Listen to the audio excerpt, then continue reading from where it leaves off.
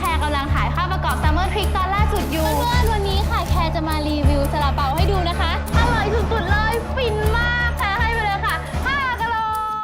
น้องแคร์ได้รางวัลตอแหลแห่งปีอะค่ะ เสื้อในของน้องแคร์ค่ะ แคร์มาแล้วอ่ะ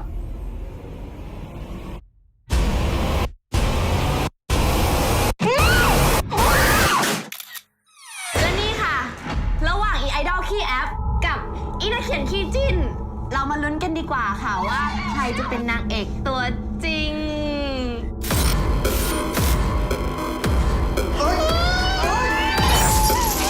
มึงรู้ตัวไหมว่ามึงอ่ะมันน่าเกินแพ้กูทำแผนให้พวกโง่ๆอย่างมึงฉาต่างหากไงไอ้เหี้ยสุดยอด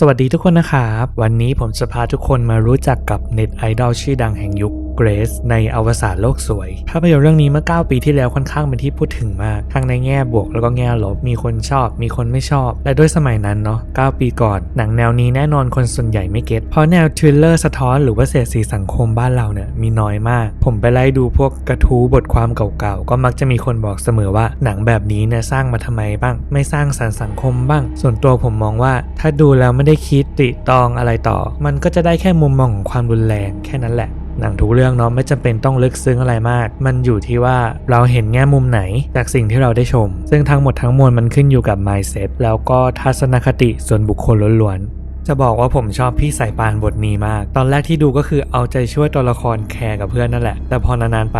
ย้ายฝั่งมาทางยายเกรซเฉยไม่รู้มีใครเป็นเหมือนกันไหมนะคือช่วงที่หนังฉายเนี่ยมี2เรทคือ18กับ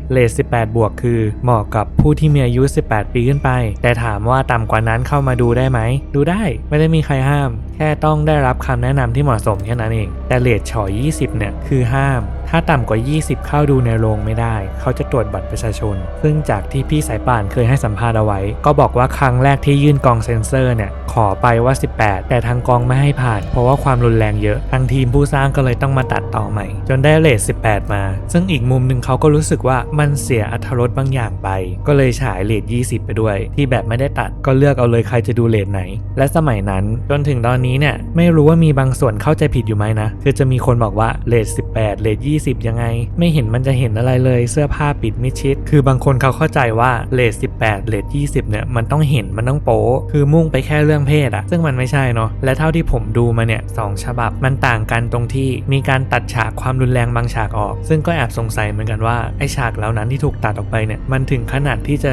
ห้ามให้คนที่อายุต่ำกว่า20เข้าดูเลยเหรอคือมันเป็นฉากที่เห็นแบบตรงๆการทำร้ายร่างกายความรุนแรงต่างๆอะไรทั้งนั้นแต่ผมรู้สึกว่ามันไม่ได้โหดหรือว่าต่างจากหน้าหนังฉบับเรท18สักเท่าไหร่ก็เลยไม่ค่อยเก็ตพอยต์ของกองเซนเซอร์สมัยนั้นเอาจริงๆภาพความรุนแรงการทำร้ายร่างกายความแหวะความอะไรในหนังเนี่ยผมรู้สึกว่ามันเบาไปด้วยซ้ำหรือเพราะผมดูหนังแนวนี้เยอะก็ไม่รู้สำหรับบางคนที่ไม่ได้เสพหนังแนวนี้เยอะก็อาจจะรู้สึกว่ามันรุนแรงเนาะคือส่วนตัวผมมองว่ามันเน้นไปที่ความรุนแรงของการกระทำคำพูดสิ่งที่ผู้หญิงวัยรุ่นคนหนึ่งต้องเผชิญแต่ในแง่ของวิชวลที่มันออกมาเนี่ยส่วนใหญ่จะหลบกล้องด้วยซ้ำคือผมมองว่าถ้ามันโหดเลือดสาดกว่านี้มันน่าจะเสริมความ impact กับอารมณ์คนดูได้มากกว่าเป็นเท่าตัวเลยแต่ก็อย่างที่ทุกคนเห็นเนาะเอาแค่ระดับที่เราได้ดูเนี่ยก็โดนจำกัดเลยฉอ20ซะละพูดเรื่องหนังบ้านเราทีไรก็มีประเด็นเรื่องความฮะของกองเซ็นเซอร์ตลอดอวสานโลกสวยเข้าฉายครั้งแรกเมื่อวันที่21มกราคมปี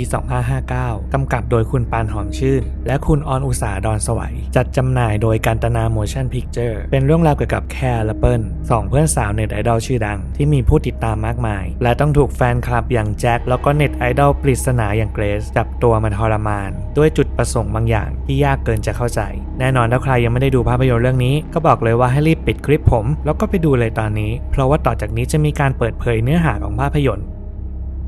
ต้นไอเดียของหนังเนี่ยมันเริ่มมาจากการที่ช่วงนั้นออนไลน์แพลตฟอร์มกำลังบูมมากๆโดยเฉพาะ Facebook มีผู้คนโด่งดังเกิดขึ้นมากมายสมัยนั้นจะถูกเรียกว่าเน็ตไอดอลถ้าเป็นสมัยนี้ก็คงประมาณอินฟลูเอนเซอร์หรือไม่ก็ครีเอเตอร์นั่นแหละซึ่งแน่นอนมนุษย์เรามีทั้งคนรักคนเกลียดคนชอบคนไม่ชอบเวลาที่เน็ตไอดอลเหล่านั้นโพสต์รูปโพสต์นั่นโพสต์นี่ลงไปก็จะมีคอมเมนต์ทั้งชื่นชมแล้วก็กลด่านี่เองก็เป็นจุดเริ่มต้นของการนำด้านมืดเหล่านั้นออกมาให้เห็นเป็นรูปธรรมด้านมืดของการเป็นคนดังด้านมืดของโลกโซเชียลมีเดียที่คนยังไม่ค่อยได้สัมผัสกับมันเท่าไหร่นั่นก็คือตัวตนของเกรซ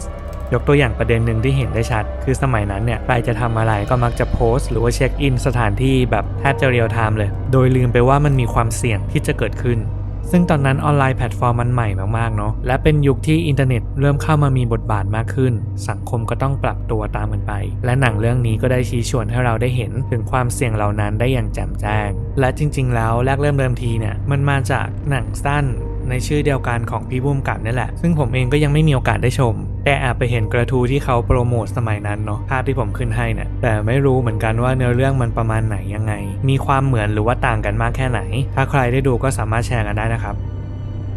บคือตัวหนังเนี่ยจะเล่า2พาร์ทสลับกันระหว่างอดีตแล้วก็ปัจจุบันของเกรซแทรกด้วยมุมของแคร์แล้วก็เปิ้ลบางคนดูอาจจะงงๆหน่อยๆแต่วันนี้ผมจะมาสรุปให้ฟังกันหนังก็เปิดมาด้วยเฟรมของการถ่ายวิดีโอมีเกรซที่กำลังถือมีดพร้อมกับแคร์แล้วก็เปิ้ลที่แบบว่าสะบักสะบอมสุดๆนางก็บอกว่าระหว่างอีไอดอลขี้แอปกับอีนักเขียนขี้จิ้นเรามาลุ้นกันดีกว่าค่ะว่าใครจะเป็นนางเอกตัวจริงและสำหรับใครที่สงสัยว่าไอ้บ้านั่นมันคือใครอย่าลืมนะคะติดตามเบื้องหลังกันได้ที่ลิงก์นี้จุ๊บๆและชื่อหนังก็คืออวสานโลกสวยคือเปิดมาด้วยไคลแม็กซ์ของเรื่องที่ทำให้คนดูงงแล้วก็สนใจเราก็ตัดภาพมาที่ชีวิตประจำวันของเน็ตไอดอลคือแคร์แล้วก็เปิ้ลยอดฟอลยอดไลค์หลักหมื่นหลักพันมีแต่คนมาขอถ่ายรูปคือตัวของเปิ้ลเนี่ยเป็นนักเขียนที่เอาแคร์แล้วก็เอ็มเพื่อนผู้ชายคนหนึ่งในชั้นเรียนมาเป็นตัวละครในนิยายตัวเองและนิยายเธอก็แบบดังมากคนอ่านทั้งโรงเรียนมีแต่คนรู้จักซึ่งคนที่ออกหน้ากล้องจะเป็นแคร์แบบ 100% ก็ตามชื่อเรื่องเลยเป็นคาแรคเตอร์ที่แสดงออกมาให้เห็นว่าโลกสวยซึ่งผมมองว่าจริงๆแล้วเนี่ยแคร์ก็แค่สวมบทบาทเพราะว่าความดังแค่นั้นไม่ได้บ้องแบลทุ่งลาเวนเดอร์จริงๆหรอกซึ่งก็ไม่ได้เป็นเรื่องผิดอะไรเนาะเพราะก็เป็นสิ่งที่ต้องทำอารมณ์เหมือนมองว่าเป็นงานไปแล้วมากกว่า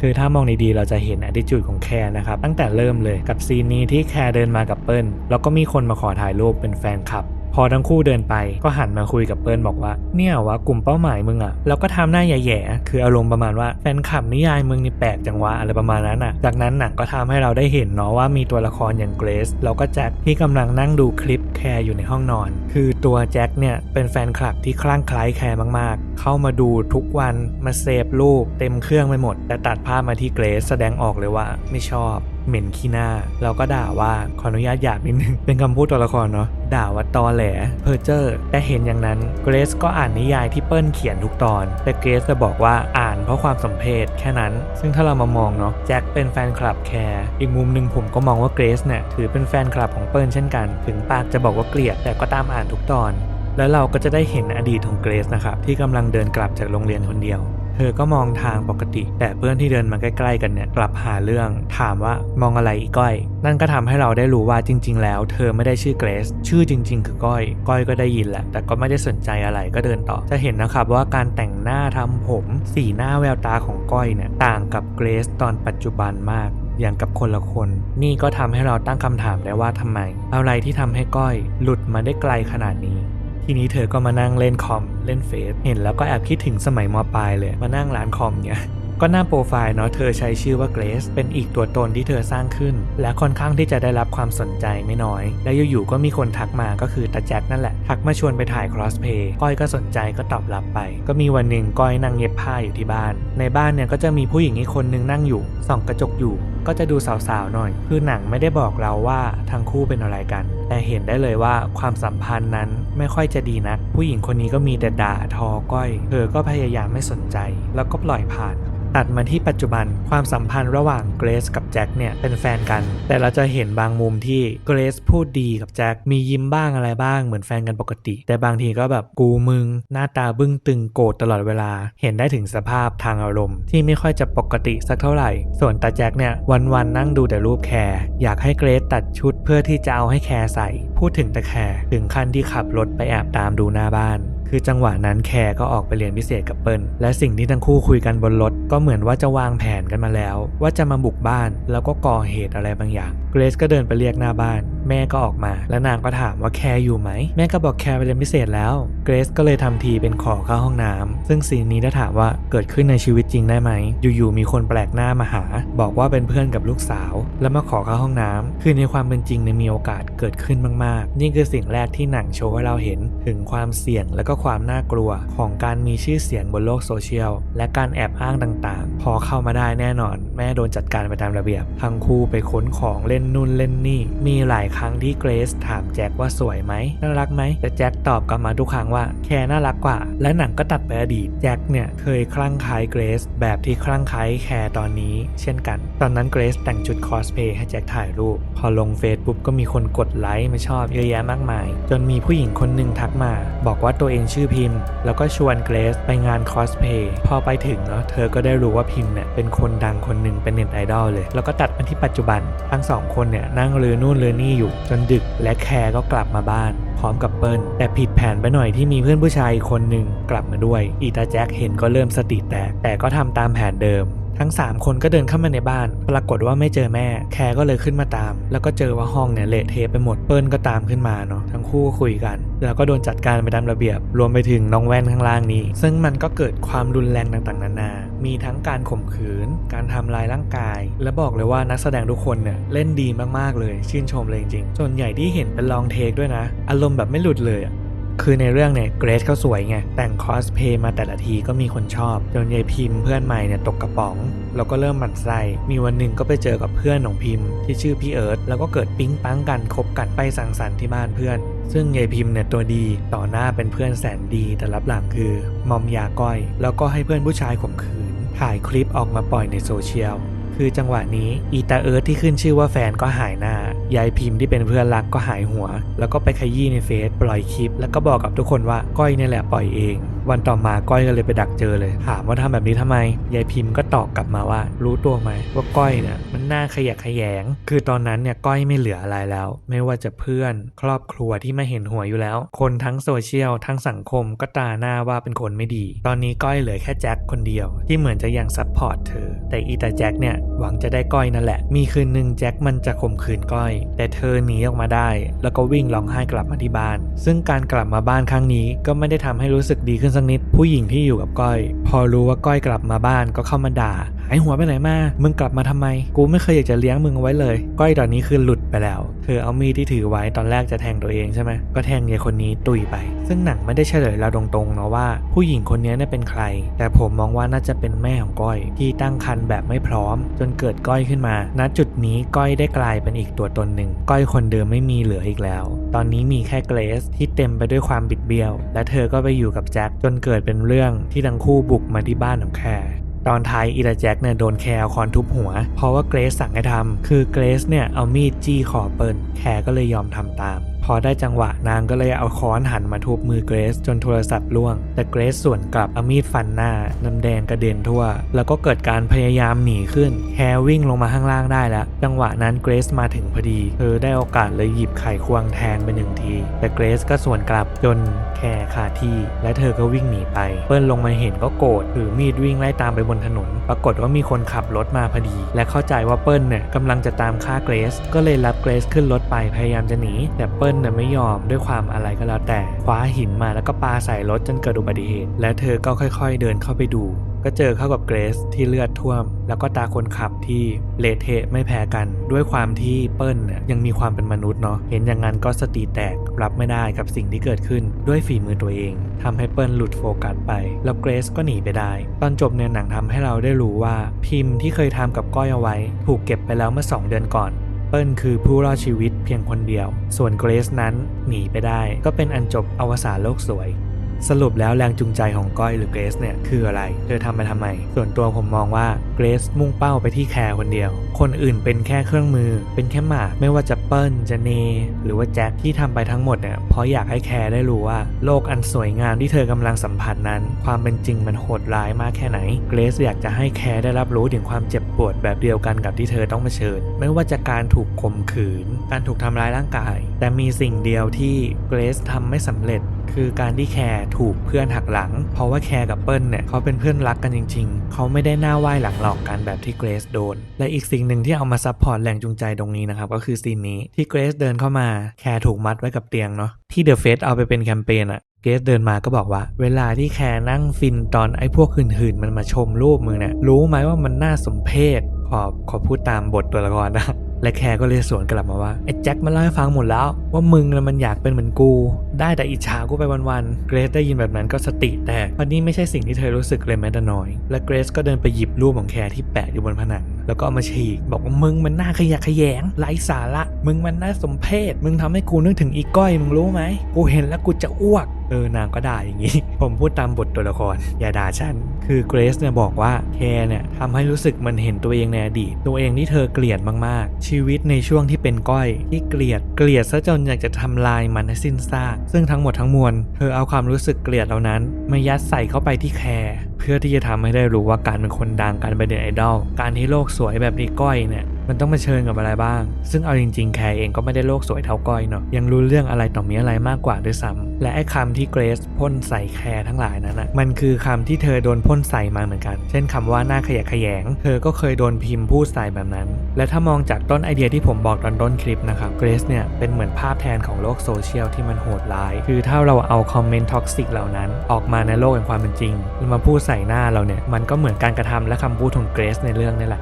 ะอีกอย่างคือชื่ออวสานโลกสวยคือแม้แต่แคร์เองที่ผมบอกว่าเธอไม่ได้ไร้เดียงสาเท่าก้อยและแคร์นั้นก็เป็นเสมือนภาพแทนที่รีมายให้เกรซหวนกลับไปนึกถึงก้อยอีกครั้งเพราะฉะนั้นในมุมมองนี้แล้วคำว่าโลกสวยที่มันอวสานเนี่ยมันหมายถึงตัวของก้อยเอง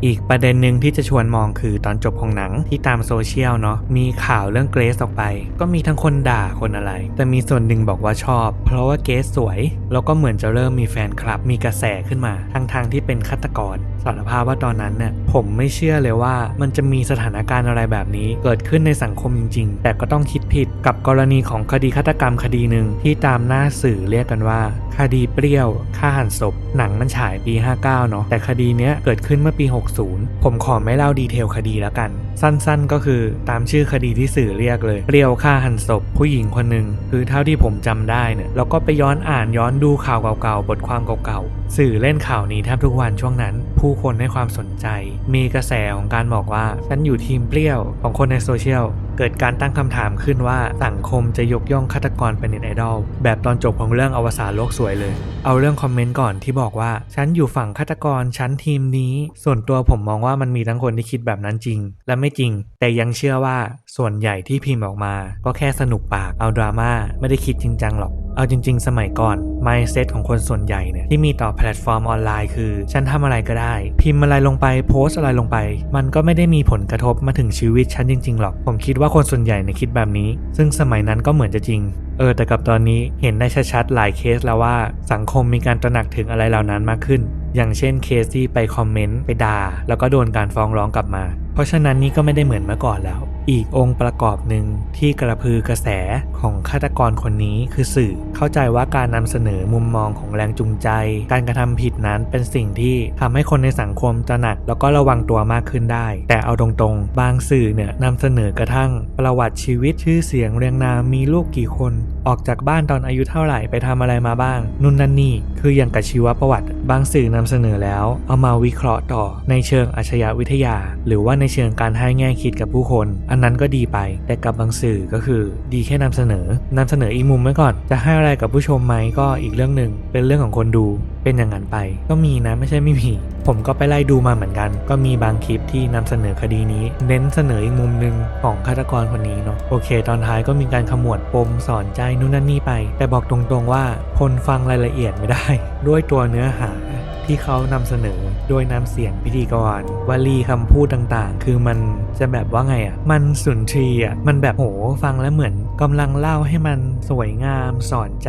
จะเรียกว่ามันโรแมนติไซด์ได้หรือเปล่าไม่แน่ใจโรแมนติไซด์คืออะไรมันคือการที่เรากล่าวถึงเหตุการณ์หนึ่งในลักษณะที่ทำให้มันดูสวยงามทั้งที่ความเป็นจริงมันไม่ใช่และมันไม่ควรจะถูกพูดถึงในลักษณะนั้นด้วยซ้ำเอาจริงๆก็ไม่แน่ใจเนาะว่าบริบทแบบเนี้ยมันใช้คำว่าโรแมนติไซด์ได้ไหมถ้าใครช่ำชองก็สามารถเม้นบอกกันได้นะครับก็เป็นอีกเหตุการณ์หนึ่งที่เกิดขึ้นซึ่งอย่างที่ผมบอกเนาะไม่เคยคิดเลยว่าสังคมไทยเรามันจะมีอะไรแบบนี้เกิดขึ้นมา มาได้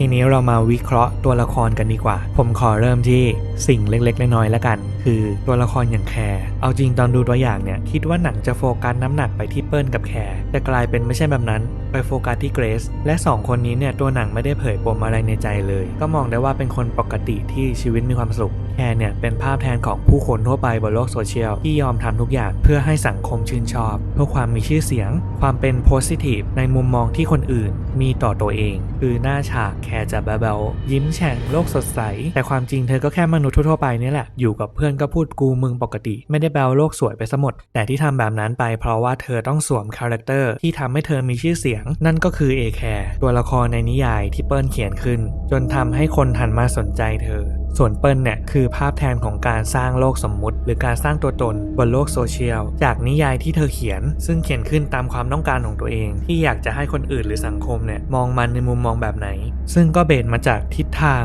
หรือความต้องการของสังคมด้วยเช่นกันเช่นถ้าเรามาเทียบกับชีวิตจริงเนาะเปิ้ลเนี่ยอยากจะให้คนอื่นหรือสังคมมีมุมมองต่อตัวเองยังไงก็เขียนนิยายมันออกมาก็เหมือนกับการที่เราสร้างตัวตนของเราออกมาผ่านโลกออนไลน์การเลือกลงภาพแค่ตอนไปเที่ยวเลือกลงแค่ตอนที่มีความสุขทั้งที่ความจริงทุกข์แล้วก็เหนื่อยมากแค่ไหนซึ่งสิ่งเหล่านี้ก็เบสมาจากกระแสสังคมณตอนนั้นนั่นเองคือถ้าเรามามองการกระทำของแคร์และการตีความของเปิ้ลเนี่ยจะเห็นว่ามันคือสิ่งเดียวกันนะครับคือการสร้างตัวตนบนโลกออนไลน์เพื่อให้เกิดการยอมรับจากสังคมทีนี้ผมจะชวนทุกคนมาดูสิ่งนี้หน่อยคือทฤษฎีความไม่สอดคล้องของตัวตนเขาบอกว่าบุคคลจะแสดงตัวตนตามเป้าหมายที่ตัวเองต้องการพูดง่ายๆคือจะแสดงออกตามสิ่งที่เราต้องการแล้วเขาก็จะแบ่งเซลล์หรือตัวตนเนี่ยออกเป็น3แบบแรกคือ actual self คือตัวตนที่เป็นเราจริงๆไม่ได้ปรุงแต่งใดๆต่อมาคือ ideal self หรือตัวตนในอุดมคติคือตัวตนในแบบที่เราต้องการจะเป็นมันก็จะถูกควบคุมผ่านความหวังความใฝ่ฝันความก้าวหน้าในชีวิต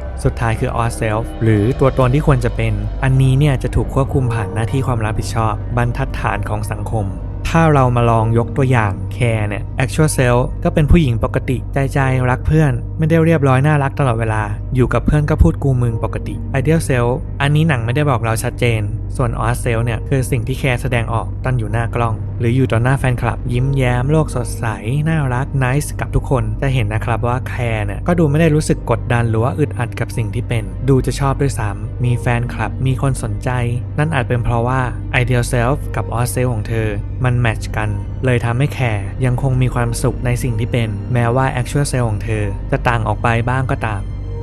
มาถึงแจ็คเนี่ยเป็นคนที่หมกมุ่นอยู่กับอะไรที่ตัวเองชอบมากๆชอบอนิเมะชอบสาว 2D ชอบอะไรแบ๊วๆไอดอลหญิงอย่างนี้บางคนบอกว่าเป็นโอตาคุผมขอชวนทุกคนทำความรู้จักกับคำว่าโอตาคุกันหน่อยมันคือการที่คนคนหนึ่งหมกมุ่นคลั่งไคล้กับสิ่งใดสิ่งหนึ่งมากๆไม่ได้จำกัดว่าจะเป็นแค่เฉพาะอนิเมะซึ่งจริงๆแล้วคำว่าโอตาคุไม่ได้มีมีนิ่งในเชิงเนกาทีฟหลายคนพอได้ยินโอตาคุก็อาจจะคิดลบไปก่อนแล้วคือตอนที่ใช้คำว่าโอตาคุช่วงแรกๆเนี่ยส่วนใหญ่มักจะใช้กับบุคคลที่หมกมุ่นกับการ์ตูนมังงะจนเกิดการแยกตัวจากสังคมซึ่งสักปี 1983 ที่ญี่ปุ่นมันจะมีคอลัมน์ของนิตยสารเล่มหนึ่งที่เขียนบทความเรื่อง The Otaku Murder เป็นเรื่องคดีฆาตกรรมของชายคนหนึ่งที่จับผู้หญิง 4 คนมาทำการสังหารในเนื้อหาบทความเนี่ยบอกว่าตัวฆาตกรจะนิยมสะสม VCD ของอนิเมะหลายๆเรื่องสะสมพวกหนังแนววิทยาศาสตร์แล้วก็สื่อโป๊เปลือยทำให้ถูกตีตาว่าพฤติกรรมเหล่านี้ของตัวฆาตกรนั้นเทียบได้กับโอตาคุซึ่งเป็นอะไรที่เนกาทีฟมากๆแต่ปัจจุบันเนาะก็ได้มีการศึกษามากขึ้นเลยทำให้สังคมมองคำว่าโอตาคุในทางโพสิทีฟคือไอ้การจะดีจะเลวเนี่ยทำผิดไม่กระทำผิดอันนั้นขึ้นอยู่กับตัวบุคคลไม่ได้หมายถึงว่าโอตาคุจะต้องหมกมุ่นจนเกินพอดีและแน่นอนถ้าเกินพอดีมันก็จะส่งผลกระทบได้หากหมกมุ่นมากเกินไปแบบแจ็คในเรื่องก็จะส่งผลต่อพฤติกรรมโดยส่วนใหญ่แล้วกลุ่มที่ถูกเรียกว่าเป็นโอตาคุแล้วก็หมกมุ่นจนเกินพอดีเนี่ยมันมักจะตามมาด้วยโรคหนึ่งที่เราเรียกกันว่า antisocial personality disorder อันความผิดปกติของบุคลิกภาพหรือ personality disorder เนี่ยมันมีหลายประเภทมากซึ่ง antisocial ก็เป็นหนึ่งในนั้นที่ดูจะเข้าได้กับตัวละครอย่างแจ็คสุดๆโดยหลักๆแล้วคนไข้กลุ่มนี้จะมีปัญหาเกี่ยวกับ moral development หรือการพัฒนาการเกี่ยวกับศีลธรรมคือปกติพอสักอายุ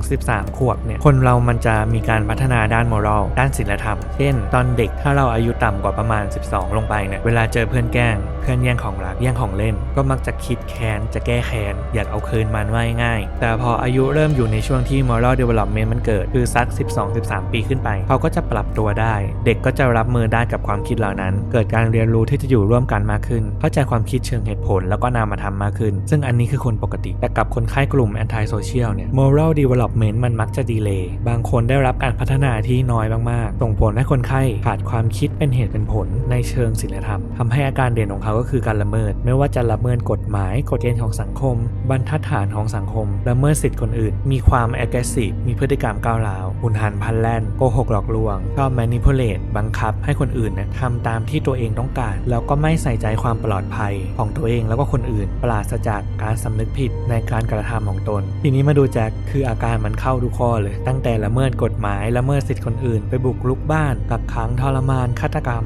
ทำร้ายร่างกายข่มขืนสิ่งที่พูดมาทั้งหมดก็รวมถึงความก้าวร้าวหุนหันพลันแล่นไม่ใส่ใจความปลอดภัยคนอื่น manipulate ให้แค่ทำในสิ่งที่ตัวเองต้องการหรือแม้กับก้อยในตอนแรกและสุดท้ายก็คือไม่มีการสำนึกผิดในสิ่งที่ทำลงไปซึ่งก็อย่างที่บอกในหลายๆคลิปนะครับว่ามันเป็นแค่การสมมติฐานเนาะจากสิ่งที่เราได้เห็นในภาพยนตร์คือเราไม่สามารถฟันได้หรอกว่าตัวละครตัวนี้เป็นโรคอะไรจริงๆเพราะการวิเคราะห์จากหนังมันเหมือนการฟังจากคนอื่นเล่าเพราะฉะนั้นก็เป็นแค่การเปรียบเทียบกับตัวโรคให้เห็นได้ชัดเจนขึ้นเข้าใจได้มากขึ้นแค่นั้น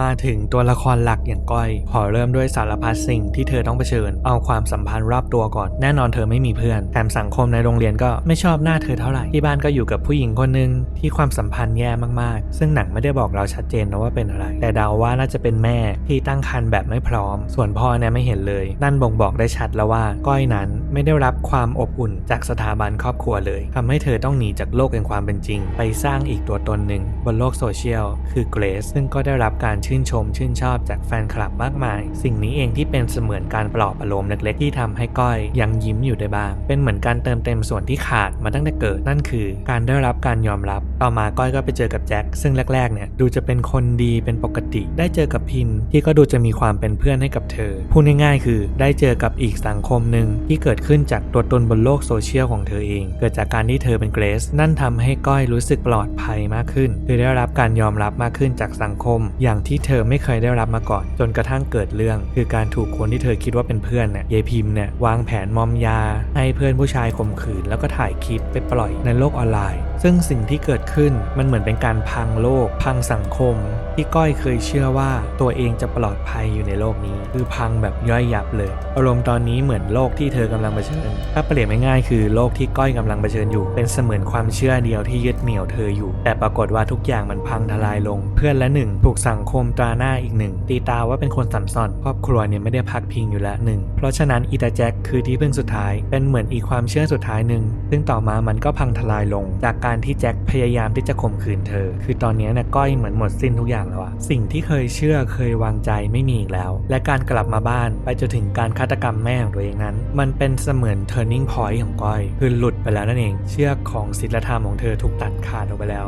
ก้อยก็สวิตช์ไปเป็นอีก identity หนึ่งหรืออีกอัตลักษณ์หนึ่งที่เธอเชื่อว่าเธอจะต้องปลอดภัยซึ่งก็คือเกรซคือหลายคนอาจจะสงสัยว่าก้อยเนี่ยเป็น DID หรือเปล่า DID คือ Dissociative Identity Disorder เป็นโรคที่คนไข้มีหลายอัตลักษณ์ผมเคยพูดไปแล้วในคลิปวิเคราะห์เจาะลึก Body 19อันเคสของหมอสุธีที่คิดว่าตัวเองเป็นชลสิทธิ์ซึ่งกรณีของก้อยเนี่ยผมฟันธงไม่ได้เพราะว่าจากที่เห็นมันมีหลายอาการเข้าได้เหมือนกันแต่หลายอาการเนี่ยก็ดูไปเข้าได้กับอีกโรคหนึ่งเพราะฉะนั้นผมจะอธิบายในเชิงจิตวิทยาละกันว่าอย่างที่ทุกคนรู้เนาะมนุษย์เรามันจะมี defense mechanism หรือกลไกการป้องกันตัวเองอยู่ผมมองว่าการที่ก้อยเนี่ยเปลี่ยนไปเป็นเกรซแบบที่กูไม่กลับนั้นคือโคปปิ้งอย่างหนึ่งของเธอเพื่อทำให้ตัวเองรู้สึกปลอดภัยรู้สึกไม่เป็นผู้ถูกกระทำก็เลยเปลี่ยนไปเป็นผู้กระทำซะเองพูดง่ายๆก็คือเปลี่ยนขั้วอำนาจทำให้ตัวเองรู้สึกมีอำนาจอีกครั้งเพื่อหลีกหนีจากทรมาทางใจหรือ psychological trauma ทั้งหลายทั้งมวลที่เธอประสบตอนที่ยังเป็นตัวตนของก้อยอยู่เพราะฉะนั้นเกรซก็จะฝังกลบความเป็นก้อยเอาไว้จมดินมากๆแล้วก็แสดงออกแต่ความเป็นเกรซทั้งสิ้นจะเห็นได้เลยนะครับว่าใน พาร์ทปัจจุบันที่เป็นเกรซเนี่ยไม่ว่าจะสีหน้าท่าทางอารมณ์คำพูดแววตาไม่มีส่วนไหนเลยที่เหมือนก้อยในตอนแรกลองแคปเฟรมมาเทียบเลยก็ได้แตกต่างกันอย่างสิ้นเชิงเราอาจจะเรียกได้ว่าเป็นอาการ dissociation คือการที่เราคัดออฟตัดขาดจากตัวตนความรู้สึกนึกคิดความทรงจำต่างๆเพื่อปกป้องทั้งหมดของตัวเราในแบบที่ก้อยกำลังทำอยู่อย่างที่ผมสรุปไปตอนพาร์ทของ storyline เนาะว่าจุดประสงค์หรือเป้าหมายที่ก่อเหตุทั้งหมดเนี่ยแค่เพื่อต้องการทรมานทำให้แคลร์ที่เป็นภาพแทนของก้อยหรือภาพแทนตัวเองในอดีตได้รับความเจ็บปวดอย่างสาสมจะเห็นนะครับว่าเกรซเนี่ยไม่ได้ฆ่าใครเลยในสมการของแคร์เนที่เป็นเพื่อนผู้ชายแจ็คก็เป็นคนฆ่าส่วนตอนท้ายที่ฆ่าแคร์เนี่ยเห็นได้ชัดเลยว่าทำไปเพราะว่าอารมณ์ที่ยั้งไม่ได้เราจะเห็นสายตาตอนที่เกรซแทงแคร์นะครับว่ามีสีหน้าตกใจไม่น้อยละมือออกจากไขควงเราก็ตัดสินใจวิ่งหนีไปคือถ้าตั้งใจจะฆ่าอยู่แล้วเนี่ยคงไม่ตกใจขนาดนี้เราก็คงหันกลับไปไล่เยเปิลอีกคนหนึ่งคือเกรซเนี่ยมีความย้อนแย้งในตัวเองสูงมากอย่างที่บอกคือผมไม่สามารถบอกได้ว่าเธอเข้าได้กับโรคทางจิตเวชไหนอีกอย่างคือผมไม่ใช่จิตแพทย์เนาะเลยไม่ได้ช่ำชองขนาดนั้นแต่โดยสรุปแล้วบอกได้เลยว่าเธอมีอาการทางจิตตั้งแต่การกระทำเลยไม่รู้ผิดชอบชั่วดีถ้าเป็นคนที่ใกล้เคียงกับคำว่าปกติก็จะทำไปเพราะว่ามีแรงจูงใจบางอย่างที่มีเหตุผลเช่นแคร์เคยไปทำอะไรเกรซมาก่อนแต่อันนี้ทำเพราะว่าให้แคร์เหมือนกับตัวเองในอดีตและการกระทำเนี่ยอย่างน้อยก็ต้องนึกถึงทางหนีทีไล่ไว้ก่อนวางแผนไว้บ้างว่าทำยังไงให้ตำรวจมันจับไม่ได้แต่สิ่งที่เกรซแล้วก็แจ็คทำเนี่ยเหมือนแค่ว่าวางแผนมาจับไปทรมานแค่นั้นไม่ได้วางแผนต่อว่าจะทำอะไรจะจบยังไงถึงตอนจบจะเห็นว่านางเดินยิ้มกินลูกอมสบายใจแต่ถ้าคิดตามความเป็นจริงก็ไม่รอดหรอกอีกอย่างคือตำรวจรู้ตัวแล้วว่านางเป็นคนก่อเหตุเนาะหลักฐานมัดตัวซะขนาดนั้นอยู่ที่ว่าเมื่อไหร่แค่นั้นเองและมันก็จะมี defense mechanism อีกวิธีหนึ่งที่เรียกว่า displacement คือการเปลี่ยนเป้าหมายจากสิ่งที่ตัวเองรู้สึกไปยังสิ่งอื่นที่มันทำให้เกิดผลเสียต่อตัวเองน้อยกว่าเช่นถ้าเราถูกหัวหน้าด่ามาโกรธมากแต่ทำอะไรแต่หัวหน้านี่ไม่ได้จะด่ากลับก็มันจะไล่ฉันออกไหมจะโดนแกล้งคืนไหมการเมืองในบริษัทเขามีอำนาจมากกว่าทำอะไรไม่ได้เราก็เลยเอาอารมณ์โกรธเหล่านั้นเนี่ยไปลงกับอีกเป้าหมายหนึ่งแทนคือคนที่บ้านเป็นต้นซึ่งผมมองว่านี่เป็นวิธีที่เกรซทำในการหลีกหนีจากทรมาทางใจของเธอคือเธอรู้สึกเกลียดชีวิตในตอนนั้นมากตอนที่เป็นก้อยเกลียดชนิดที่ว่าอยากจะทำลายมันไปให้หมดสิ้นแต่จะทำยังไงได้ก้อยก็คือตัวเธอก็อยู่ในตัวเธอทำอะไรได้มีผลกระทบต่อตัวเองแน่ๆแต่พอเห็นแคลร์ที่เหมือนกับก้อยมากเหมือนตัวเองตอนนั้นมากก็เลยย้ายความรู้สึกเกลียดเหล่านั้นไปไว้ที่เป้าหมายคือแคร์จนเกิดเป็นเหตุการณ์ต่างๆในเรื่องที่เราได้ดูกันก็เป็นเหตุผลเชิงจิตวิทยาที่เอามาซัพพอร์ตการกระทำของเกตได้ในระดับหนึ่งเนาะจะเห็นว่าหลักๆเลยคือการหลีกหนีทรมาทางใจซึ่ง psychological trauma เนี่ยเป็นอะไรที่เบสิกกับชีวิตคนเรามาก defense mechanism ก็เป็นสิ่งที่มนุษย์เราใช้อยู่ทุกวันในการรับมือกับปัญหาที่มันเกิดขึ้นในชีวิตซึ่งแม้แต่ตัวผมเองเนี่ยก็ยอมรับเลยว่ามีการใช้โคปปิ้งที่มันไม่ถูกต้องเหมาะสมในบางครั้งและร้อยทั้งร้อยของมนุษย์ก็ใช้หมดแหละเพราะเราไม่ได้เพอร์เฟกต์แต่มันอยู่ที่ว่าเราตระหนักรู้ในตัวเองมากน้อยแค่ไหนรู้ไหมว่าสิ่งที่เกิดขึ้นเนี่ยมันไม่เหมาะสมนะเพราะฉะนั้นสิ่งที่สะท้อนออกมาจากการดูภาพยนตร์เรื่องนี้ก็คือ self awareness คำถามคือเราตระหนักรู้ในตัวเองมากพอหรือยังเราเป็นแบบเกรซหรือเปล่าที่หนีปัญหาย้ายเป้าหมายของความรู้สึกไปที่อย่างอื่นจนเกิดเป็นเรื่องราวอีลุงตุงนางในชีวิตคือหนังเรื่องนี้เนี่ยถ้าเรามองในแง่ถึงประเด็นทางจิตเวชผมอยากจะชวนให้ทุกคนตระหนักรู้ในตัวเองมากๆเลยโดยเฉพาะเรื่องของสุขภาพใจหรือ mental health ผมก็เลยถือโอกาสใช้คลิปนี้แล้วกันเนาะเป็นการแนะนำและกันอยากให้ทุกคนตระหนักรู้ถึงความรู้สึกถึงสุขภาพจิตใจของตัวเองมากขึ้นเยอะๆเพราะถ้ามันหนักแล้วเนี่ยมันส่งผลกระทบหลายอย่างมากมันไม่ใช่แค่ตัวเรามันอิมแพคกับคนรอบข้างหมดเลยซึ่งณวันที่เรารู้สึกว่าตัวเองไม่ไหวแล้วนั้นแฮนเดิลไม่ได้แล้วทางที่ดีที่สุดคือการพบจิตแพทย์ถามโรงพยาบาลที่สิทธิ์เราอยู่เลยว่าถ้าอยากพบจิตแพทย์ต้องทำยังไงบ้างจริงๆนะปัญหาสุขภาพจิตเนี่ยณปัจจุบันมันใกล้ตัวมากขึ้นแม้แต่ตัวผมเองเรียนเนอร์ซิ่งมาแต่กลับคิดมาตลอดว่าตัวเองไหวตัวเองทำได้ทนได้ฉันไหวจนละเลยมันมาเป็น10 ปีถึงจะรู้ว่าแฮนเดิลไม่ได้แล้วว่ะก็ขอใช้ท้ายคลิปนี้เป็นการฝากความห่วงใยถึงทุกคนละกันอยากให้ทุกคนหันมามองตัวเองให้มากๆอย่าละเลยความรู้สึกตัวเองแล้วก็รักตัวเองด้วยความเป็นห่วงนะครับกลับมาที่อวสานโลกสวยไปเวซึงสละขอข้อมูลสรุปอีกรอบว่าภาพยนตร์เรื่องนี้เป็นการพูดถึงประเด็นความน่ากลัวของโลกโซเชียลที่สามารถเกิดขึ้นแบบในเรื่องก็ได้แฟนคลับผู้คลั่งไคล้วางแผนบุกบ้านเข้ามาจับทำร้ายทรมานไปจนถึงการก่อเหตุฆาตกรรมหรือถ้าเรามองในเชิงเปรียบเทียบการกระทำทุกอย่างของเกรซเนี่ยความโหดร้ายที่มันเกิดขึ้นจากเกรซแม้ว่ามันจะเกิดขึ้นบนโลกโซเชียลเช่นมีคนมาเมนใต้รูปเราว่าเห็นมึงและน่าสมเพชว่ะน่าขยะแขยง ด่านู่นด่านี่แน่นอนมันกระทบต่อจิตใจไม่ว่าเราจะแข็งแกร่งมากแค่ไหนก็เหมือนในเรื่องนี้แหละที่เขาเอาความท็อกซิกเหล่านั้นแสดงออกมาให้เราได้เห็นเป็นรูปธรรมแล้วก็ชัดเจนมากขึ้นคือตัวตนของตัวละครอย่างเกรซก็จบไปแล้วสำหรับวิเคราะห์เจาะลึกอวสานโลกสวยหลายคนน่าจะรู้สึกว่า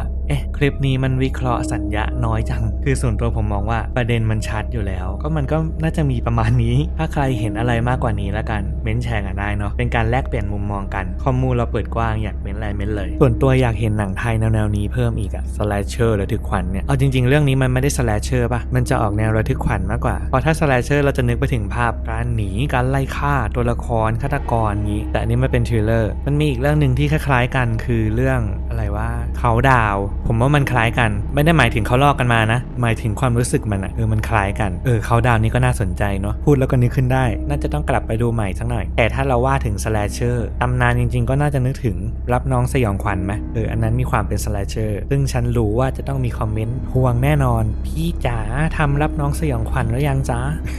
อีกนิดนึงก็กดติดตามไว้ทำแน่นอนเถื่อนก็ทำแน่นอนขอเวลาอีกนิดนึงและต้องขออภัยด้วยถ้าทุกคนรู้สึกว่าไอ้ช่วงในท้ายคลิปเนี่ยเสียงมันเริ่มอ่อยๆเสียงมันเริ่มแผ่วๆคือตอนนี้เนี่ยเที่ยงคืนกว่าแล้วฉันกำลังอัดคลิปอยู่